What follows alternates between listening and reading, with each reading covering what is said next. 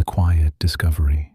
Some evenings arrive quietly, not with noise or urgency, but with a soft stillness that feels heavier than sound.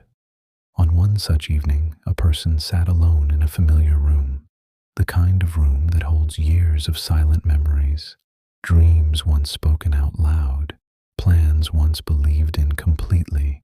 The light was gentle, the air felt slow. While tidying a drawer that hadn't been opened in a long time, their fingers brushed against an envelope. It was old, slightly worn, sealed. On the front, written carefully, was their own handwriting, their own name. There was no memory of writing it, no memory of sealing it, no memory of placing it there, only a small date in the corner from a long time ago. The letter had been waiting. The person held it gently, as if it could break, or as if opening it too soon might change something important. For a moment, they simply sat there, breathing, listening to the quiet, wondering why some things find us only when we are still enough to notice. The weight of time. Life had not been unkind, but it had been slow. Dreams had taken longer than expected. Paths had changed without warning. Some days felt productive, others felt like standing still while the world moved forward. There were moments of comparison, moments of quiet self-doubt, questions that arrived late at night. Am I behind? Did I miss my moment? Why does everything take so long? Yet, from the outside, life looked ordinary. Morning routines, small responsibilities, brief smiles, long thoughts, no dramatic failures, no dramatic victories, just a steady walk through days that felt heavier than they appeared. The letter stayed unopened, not because of fear, but because something inside said, "Not yet." And so time passed, as it always does, gently, patiently, without explanation. The waiting. There were moments when opening the letter seemed possible, a quiet afternoon, a free evening, a peaceful morning.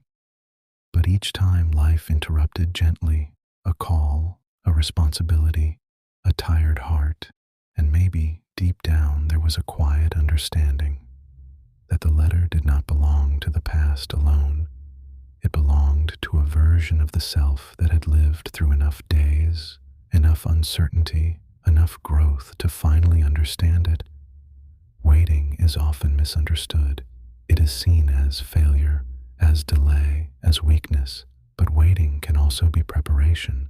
Not everything arrives when we want it to. Some things arrive when we are ready to receive them kindly.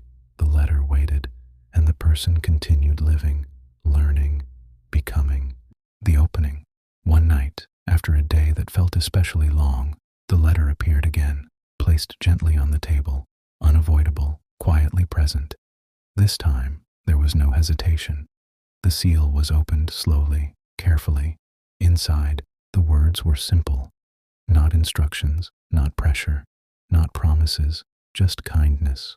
Written by a past self who had once hoped, worried, and dreamed deeply. The letter said, "If you are reading this, it means you survived the days you thought you wouldn't." It spoke of patience, of gentleness, of forgiving oneself for taking time. It did not ask for success. It did not demand achievement. It only reminded, you were never late. You were learning. You were becoming.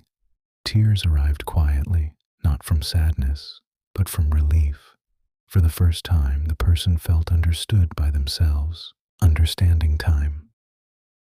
The letter was folded carefully and placed back where it belonged, not hidden, not forgotten, honored. Life did not suddenly change after that. Days continued as they always had, but something inside felt lighter. The pressure softened, the rush slowed, the comparison faded. Time was no longer an enemy. It became a companion, a reminder that growth does not follow schedules, that healing is not a race, that becoming whole takes exactly as long as it needs to. And maybe the letter had arrived at the only moment it ever could. Not earlier, not later, just in time. And it's not only about letter. If you found a letter written by your past self, what would it say? And what would you say back? Take a moment, breathe, your answer in the comments. Someone else might need to read it too.